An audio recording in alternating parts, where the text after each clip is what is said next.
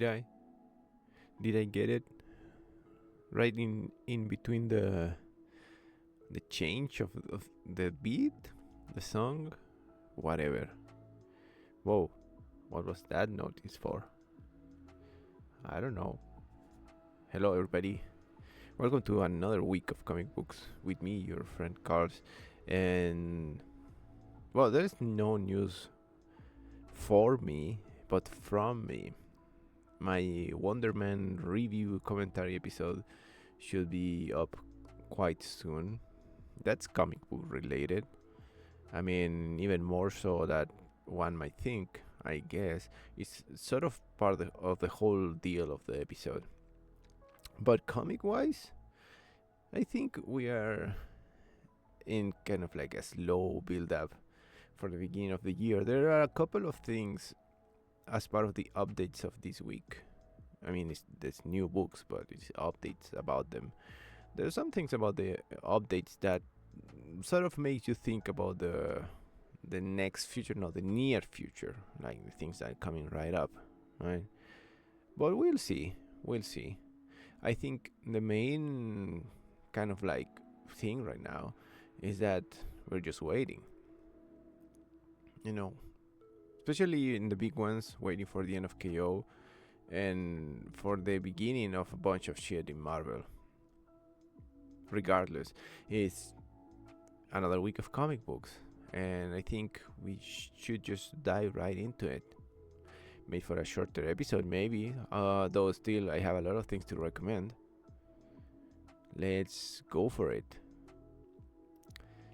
First, our dear Absolute Universe, of course, it's always present in every episode, and in this new what is the thing with Absolute Superman right now? I recommended the previous one because it was a change of kind of like style. Allegedly, it was kind of like the beginning of a new Absolute Superman.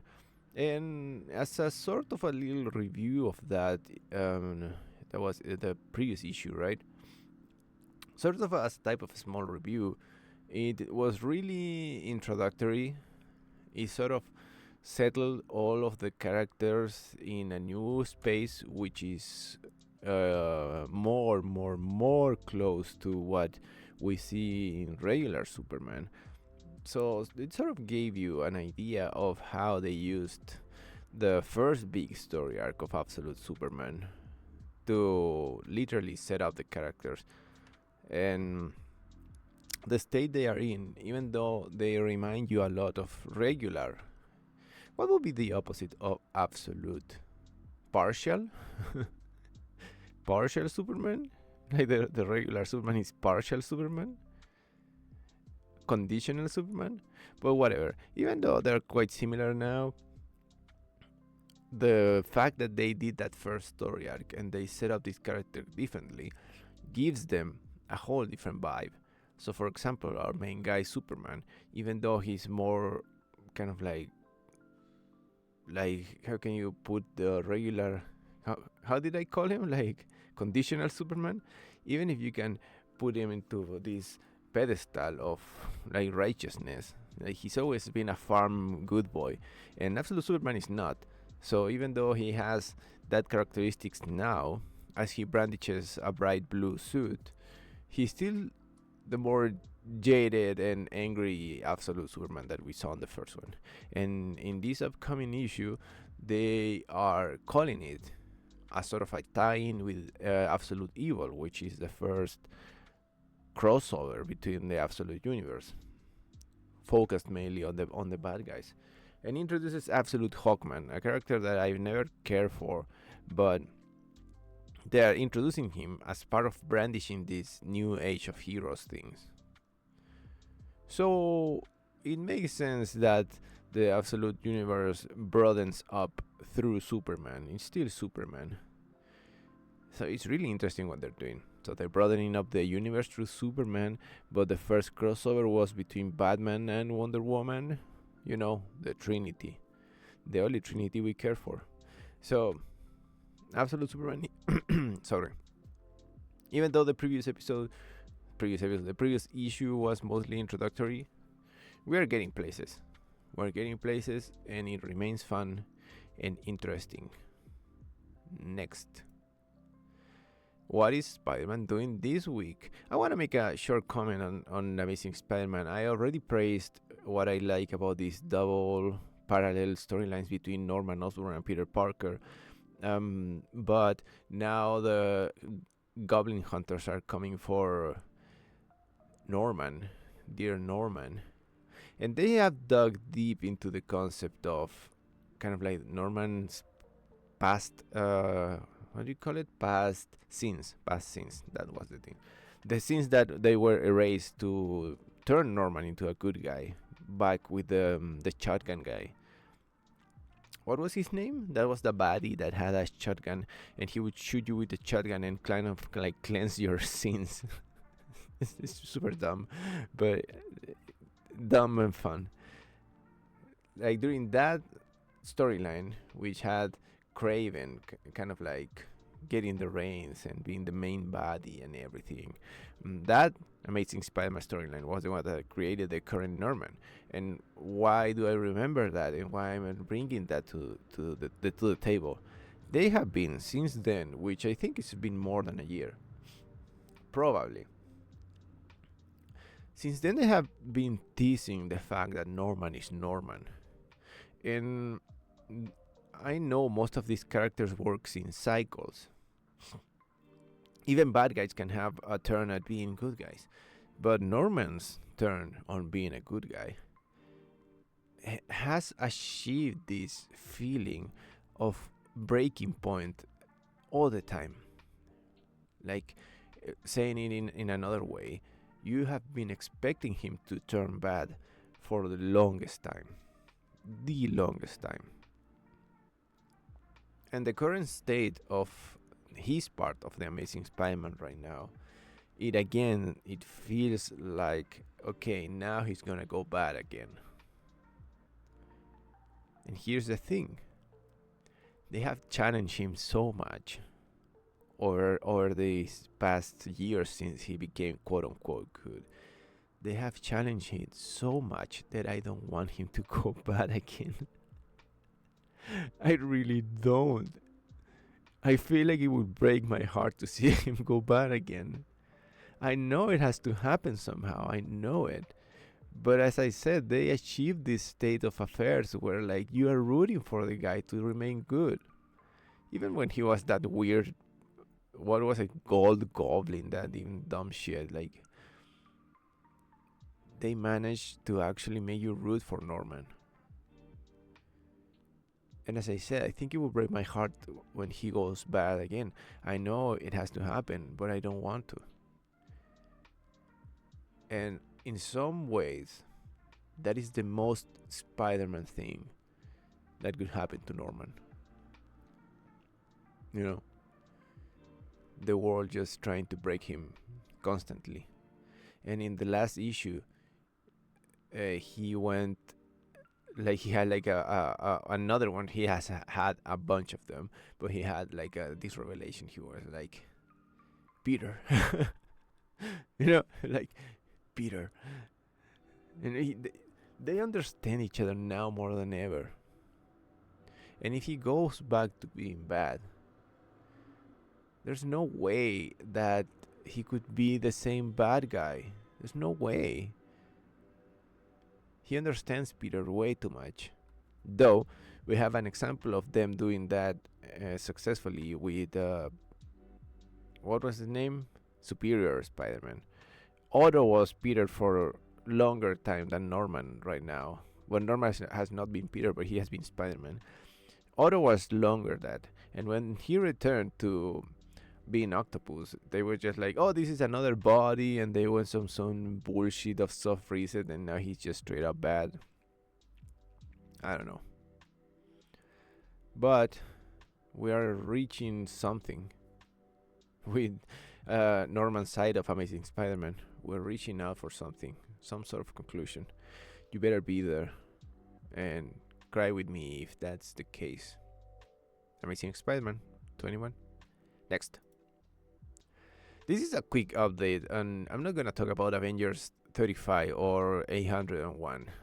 It's the same thing. Uh, Kang and that weirdo Knights of the Round Table bullshit, like whatever.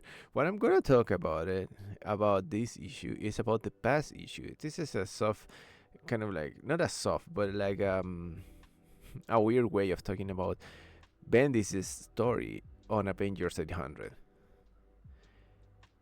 Now, I'm not a conspiracy theorist, but that Bendis story on the previous issue of the Avengers was like so.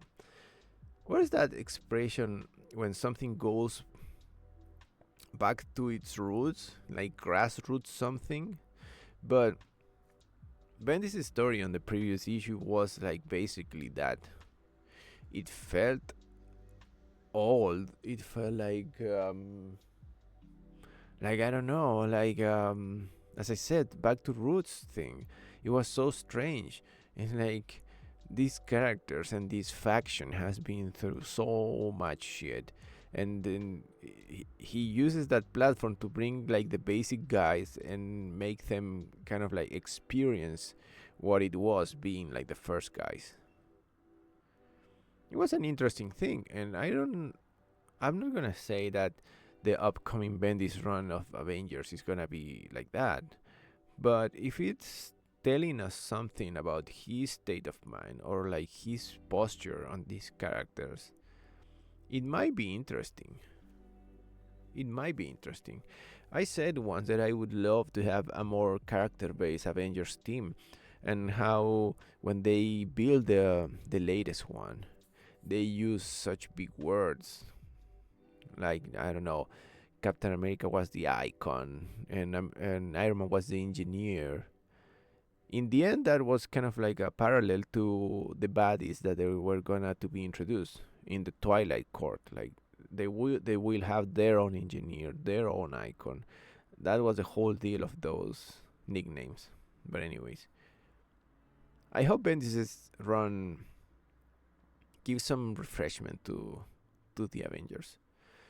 Sometimes the Avengers they just take a big body or like a big universe shattering situation, which was kind of like the deal with the Avengers, right? When the issue is too big to be resolved by just one hero, they would come together and deal with it. They mostly base their existence on that so many times, but that doesn't mean that they could have like a situation or a moment where they can shine as individuals. I'm hoping Bendis is the guy to do that, but we'll see. Next. The Department of Truth by one of my frequent clients, James Tynion. I recommended a couple of issues of this before, so this is another kind of an update. Back then, I said that they were reaching a point where like all the key pieces were in place for a conclusion. I said many times, I don't really like seeing too much like, oh, this is gonna end now, this is gonna end now. So knowing how exactly how many issues you have left, I don't often do that. I see it plenty because it is something that like the medium, yeah, like the media, comic book media, they enjoy talking too much about it. Like, oh, this series is gonna end. So, but anyway, since I recommended that sort of start of what I thought it was gonna be the closing story arc, not much has happened. It has been a lot of build up. So here I am again telling you, like, in this issue something big might happen. The book's protagonist Cole is already on the run. He's already in between the factions. Like as I said in that occasion, the key pieces are in place and they remain there. They still there. They are still there. And I'm not the one to criticize Tynion, which is one of my favorite authors, nor an acclaimed book as The Department of Truth. But come on, give us that release. You know, we have not.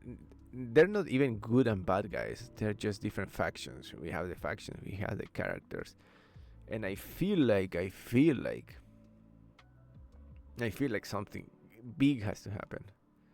So this is kind of like a weird update where I'm eating my words. That's the expression, right? I'm eating my words because I thought the previous moment was gonna be like the big moment, but now I'm not gonna promise it. I'm not gonna promise it. I'm not gonna like I don't know who am I to promise, but I think now. Anyways, um, this is no place to jump into the Department of Truth. I think this is one of the books that is really, really, really hard to jump into. You know, like you gotta start from the beginning because it gets too cluttered and it gets so complicated, so ethereal, so dreamlike, and that's intentional. Of course, it is. The art and the style that they chose for this book is clearly to keep you in kind of like a surreal, because it's not a dream. It's not dream, it's not fantasy, it's not real, it's surreal, it's in a state of in between. But the good thing about the Department of Truth, especially right now in a country like the US, is that it's a rebellious book. You know, it's is it contested? Kind of. It's a book that is it's not irrelevant. There's a world when people goes against authority. It makes you question authority in a big way. And comics, they're not like music necessarily, or like books in a way that they're like big manifestos or anything. Comic books are more subtle, mostly, especially they're like the big mainstream ones. You know, if I know it was a big deal that Absolute Batman Annual became this sort of rebellious action against authority. It was super mysterious for DC to allow that book to happen, but they did. The Department of Truth has a similar vibe, but more of like in the intellectual side. I guess anything that challenges authority nowadays is a good thing, because now we've seen that most authority is corrupt as fuck. So, anyways, the Department of Truth. I might be promising something big, but I did that the last time and it didn't come through, so next. This is the book of the week. Undoubtedly, because I didn't expect that this shit to happen. I didn't expect it, even though we live in the age of Fortnite. We live in the age where, like, I don't know, Sammy Davis Jr. fights against. I was gonna go with Sammy Davis Jr. versus Richard Pryor, but that sounds kind of like a little bit of a racist thing. But, like, you know, we're in the age of the borrowed IP, and I don't know, everybody versus everybody. There's no surprise anymore. Anyone can appear anywhere. And I didn't expect that to happen as part of the big event of last year, but we're still ongoing in 2026. But boss battle as part of the DC's KO event is gonna bring a bunch of borrowed characters to fight as part of the event to save the universe. It's like, it's so weird. I mean, it was multiversal. The plot of KO was multiversal. Everything was engulfed under this Omega energy, kind of like Halo. But as we see in the cover, and I don't know if they're gonna have more characters, we have fucking Scorpion, Sub-Zero, Red Sonja, Vampirella, Sabrina, Homelander, and freaking Annabelle from the whole Conjuring universe. Like, what the fuck? Crossovers are a weird thing, and especially with IPs. It was smart for DC to make this kind of like a multiversal thing. So basically, it's like, okay, you have a multiverse of DC characters, and then you go like, this thing is so multiversal that goes from the multiverse of DC to another multiverse. In this case, Dynamite Comics, NetherRealm Studios, Archie Comics, New Line Cinema. Do they have their own multiverse? Or are they part of the DC multiverse?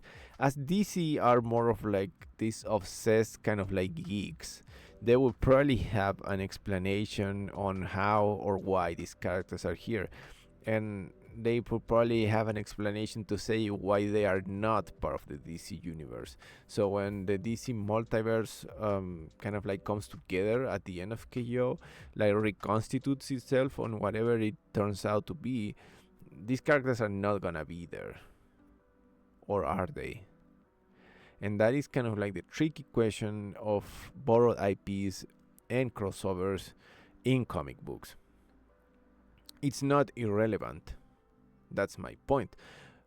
In a game like Fortnite, fucking Bob Ross can shoot Peter Griffin in the ass, and it has no relevancy whatsoever. It's not important. It's just a joke.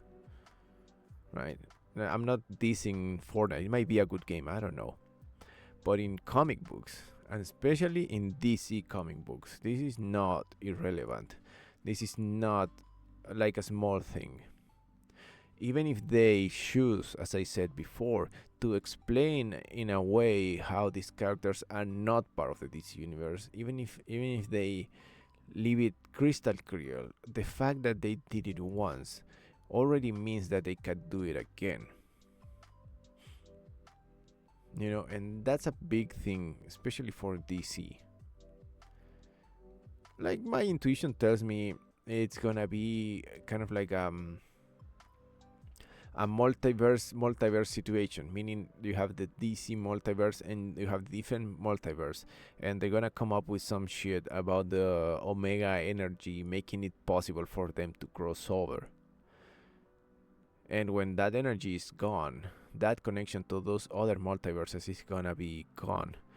But the fact that it happened is grounds enough to think that it might happen again.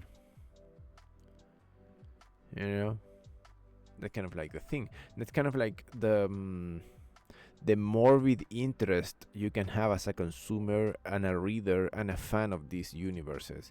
In the case of comic books, like this tiny, well, in this case it's a big one, but these kind of crossovers, they are not to be taken lightly.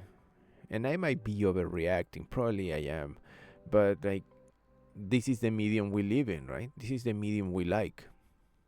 And in this medium, these are no small things. And I repeat, especially in DC. You know? In DC, you have to explain this shit. You have to. And it's gonna be interesting to see how they do explain it. But that's boss battle as part of DC's KO event. Let's see which one will be the coolest. They have like Superman against Homelander, the Joker against Annabelle. That's stupid. You know? Wonder Woman versus Reign Sonya. I don't know. Fuck it. We'll see what happens next. This is the last issue of IDW's Dark Event Horizon Dark Descent. A book that I recommended when it began. I was really curious to see how this would set up the movie afterwards. So this is a small update looking towards the ending of this book. It has been strange.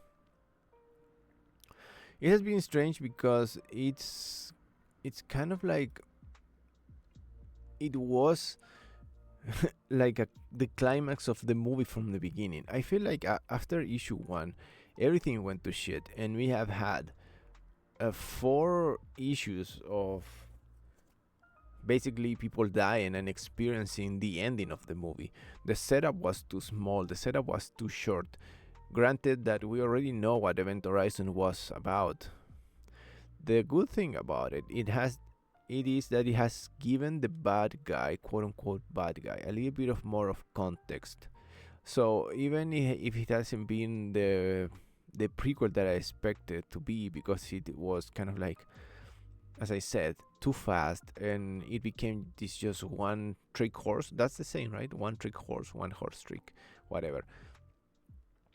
It became that. It became this just, as I said, a big climax. It feels like the ending of a movie, like a really long ending of a movie.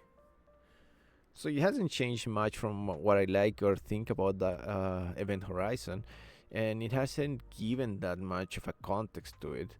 But it has given the opposing forces of the movies and the books some personality, which I enjoy. The horror in it doesn't really challenge what we see in the movie. You know, it has been quite subtle and quite obvious in more than a way. But anyways, eh, it has been an okay book. I've enjoyed it. Um, I think I will leave it as a recommendation for fans of the movie, and that's more than enough for it. Next, so when Knightfight began, I went into this whole um, not explanation, but this whole speech of it being. I'm being so glad that Batman was out of KO, so Batman wouldn't be such a pivotal part of the event and everything. Well, they are finding a way to bring him back, and in the end, Nightfight was an exploration of Bruce's kind of like relationship with all of his sons, meaning the Robins. So the main plot was, what if every Robin became a Batman? There have been some moments. I'm a sucker for family dynamics, and there have been moments with all of them, but none of them have been new. It has been more of a reinforcement of what makes Bruce's relationship with each one of them special, but at the same time, kind of like the same. You know, he has this respect for Dick, respect the Dick for Richard. Sorry, I'm Chilean. That's just funny to me. So he had the respect for Richard, right? He has that utmost respect for him being the best one. He is the best one. He is everything he wanted him to be. He's so proud of him. You know, for Jason, he has that broken heart for Jason. Like no matter how much they fight, it seems like Bruce is always, guilty for it. He's always gonna be guilty for Jason, and in some way, he's the one he cares about the most.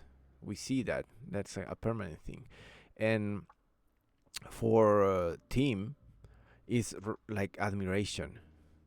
The story they put out with Tim, him literally being the best Batman, in a way that Richard is not. Richard is more passionate, and Tim achieving the peace that Bruce could not, due to his capacity for thinking, is something that he will always admire. So he respects and admires Tim, because this Tim is something that he could never be.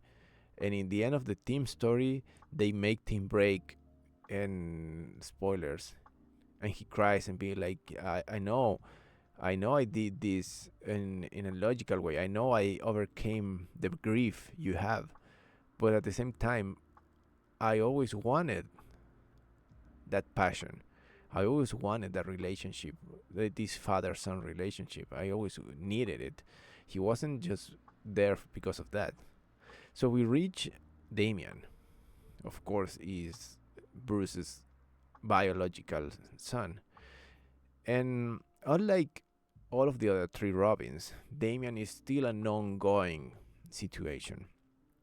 Damian is the one Robin that, even though he's been on the scene for so many years, Damien is always the one that changes.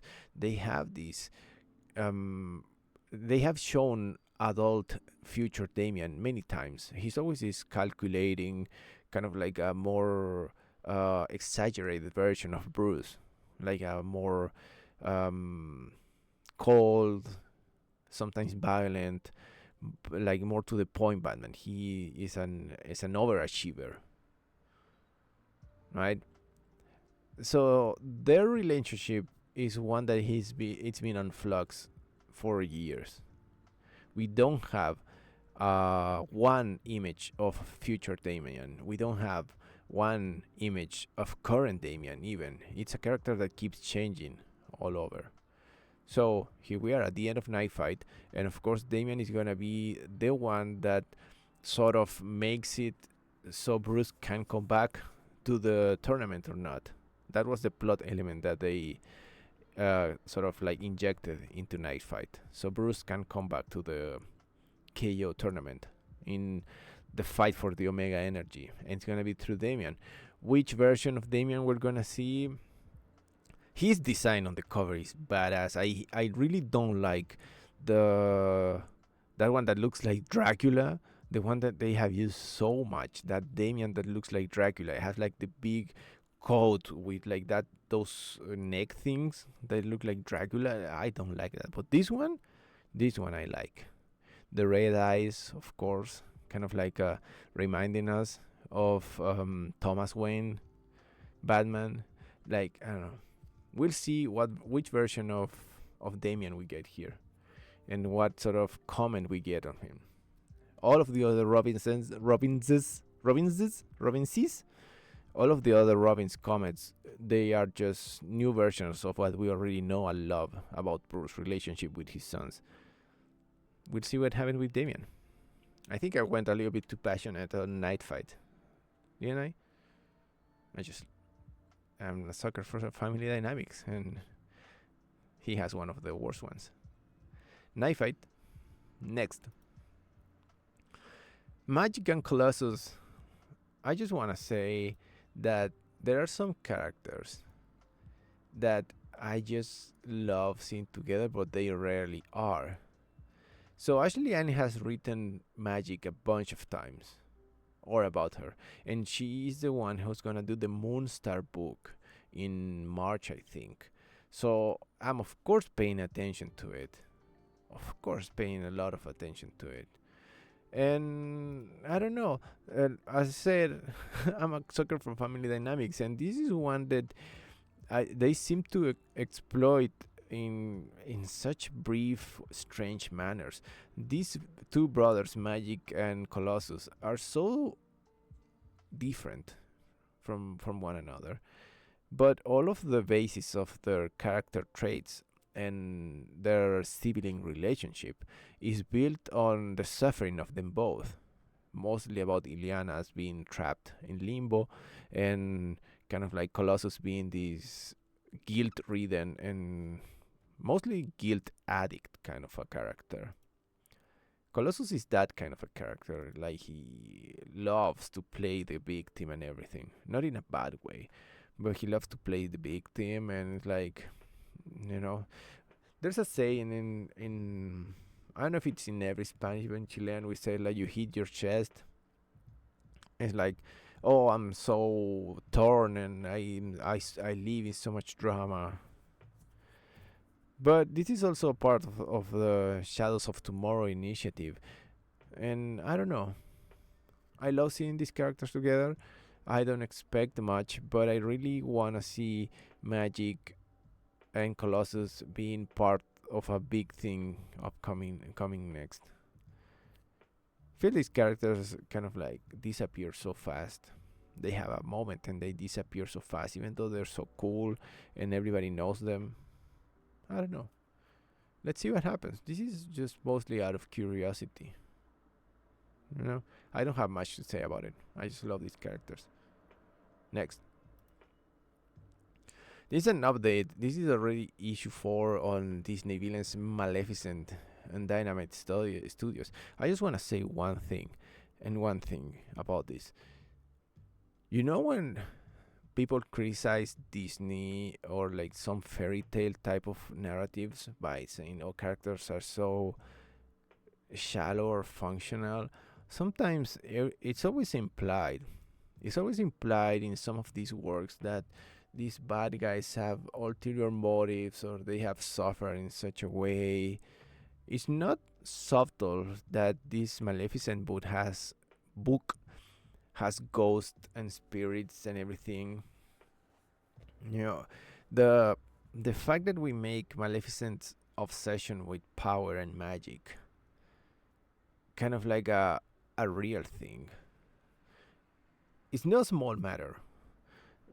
We're not making Maleficent a true character by just saying like, oh, before that she was I don't know, she sold bread on the streets and like she found tragedy because she was so happy. No, they have managed to create a power obsessed character with like by giving her a world, by giving her a context full of layers of power, basically power to be obsessed about, and that has been awesome.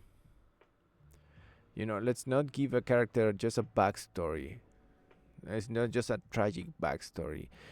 Let's give him a whole kind of like universe where they can justify their obsessions. you know I'm tiptoeing because I don't want to spoil anything. I don't think this is like really that much of a spoilable book, but it's a vibe book. Vibes on vibes.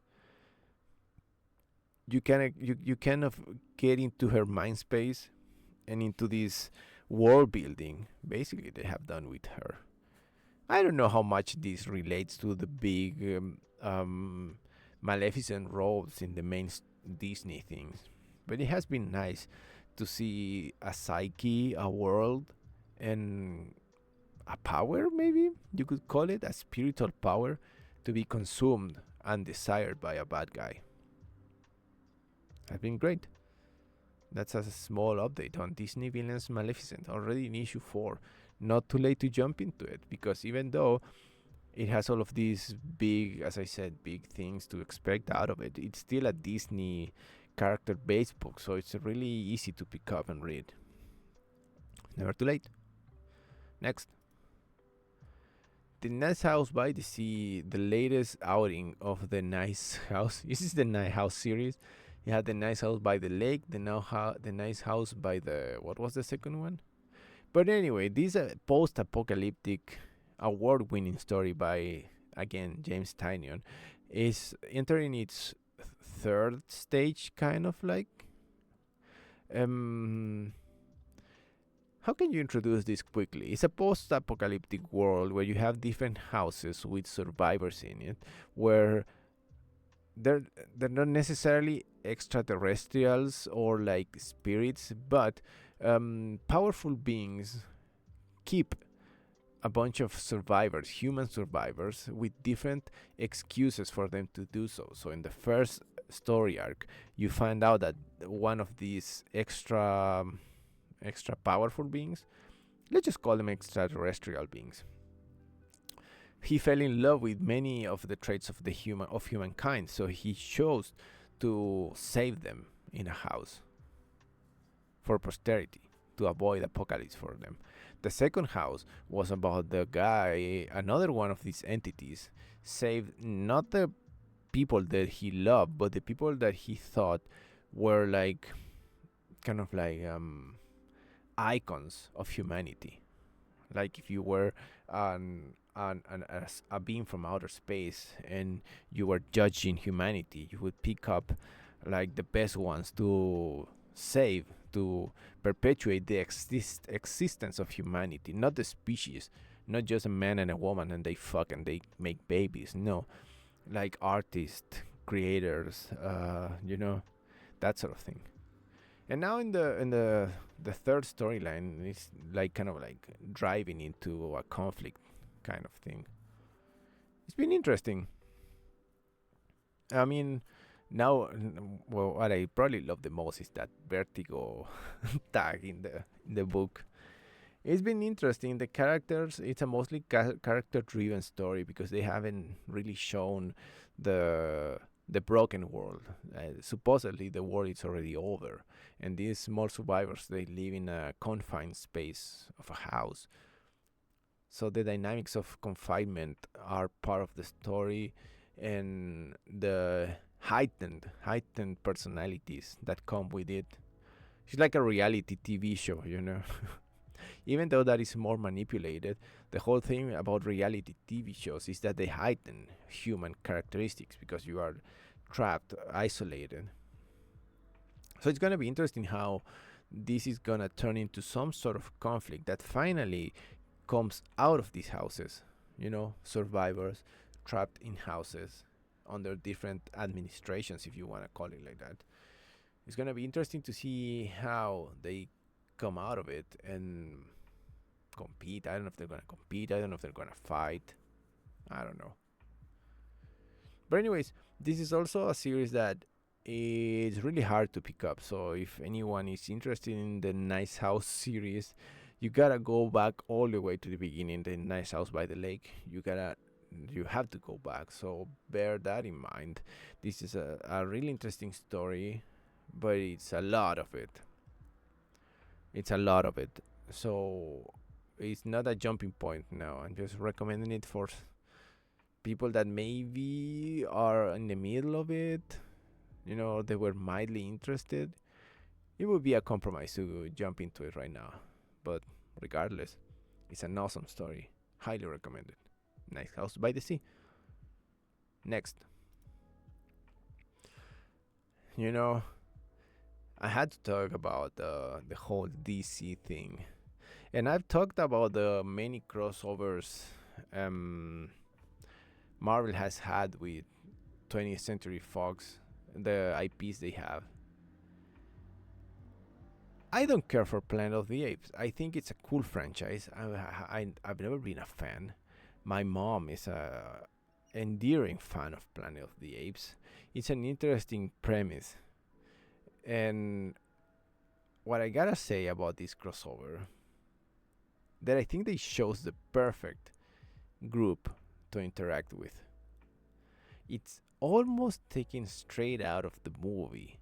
I mean, I only seen like the first one, original first one, second one, and then the remake. I read a couple of comic books, so I'm kind of like aware of how it works. But you have Reed, in this case, you have Mr. Fantastic, who is smart, so he's gonna challenge them from the brains. You have Ben, the Thing, who's gonna challenge the monkey's prowess, physical prowess. You have Johnny, kind of like the heartthrob.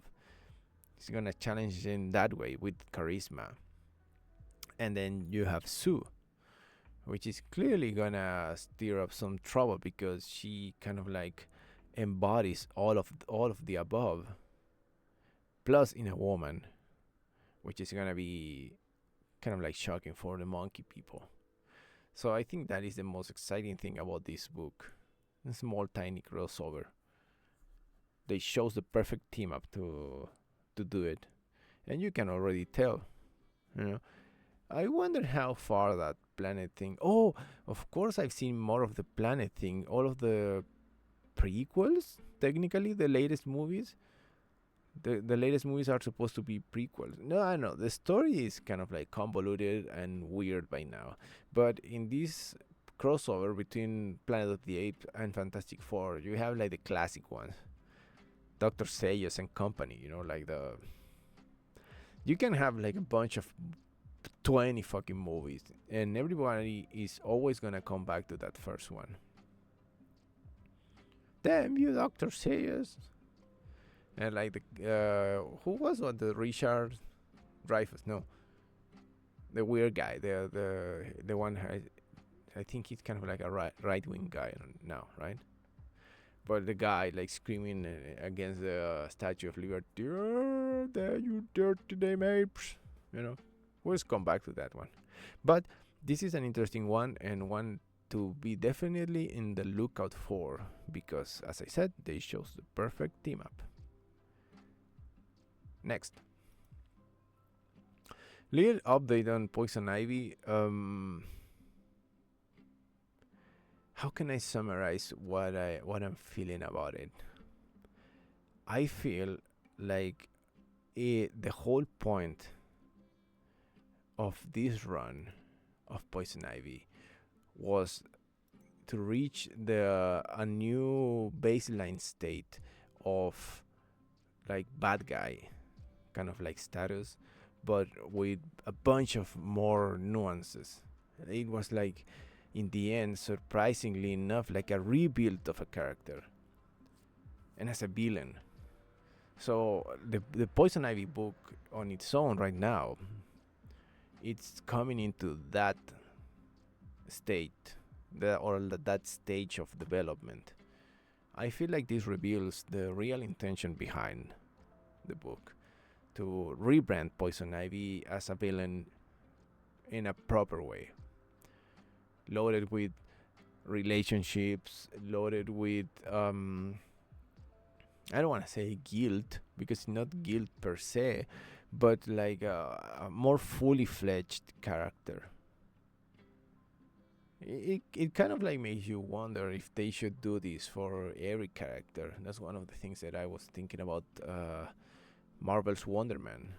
Like, part of me wanted to be like that, to have a really drawn out development for these characters. The paradoxical thing about it is that you can have a really well built villain and with a huge backstory, but if they appear in the future as only villains, as opposing forces to heroes, all of this content is just gonna live in your mind. It's gonna be implied, and only people that read and follow these characters through these stories are gonna be able to insert that into those future stories. I'm talking a future story where Poison Ivy goes back to be Batman nemesis. You know, some people can even wonder if that it's even possible. Will Poison Ivy again be just the bad guy of the week? Is it possible after all of this? After all we have experienced with her? Me personally, I can't see her anymore like that. Between Poison Ivy, the book that is ongoing with about the beginning of her romantic relationship with Harley, and like, I don't know, Poison Ivy now to me, it's not a rogue anymore. It's not a bad guy, a villain, or a simple enemy of Batman. So if this book was all about rebuilding her as a villain, what does that mean for her role in the DC universe? I don't know, but it's a hell of an interesting setup for any character to be in. So Poison Ivy, if you've been following it, you've been having a great time, just as I do. But this is the moment where we wonder, what will the future bring for Poison Ivy?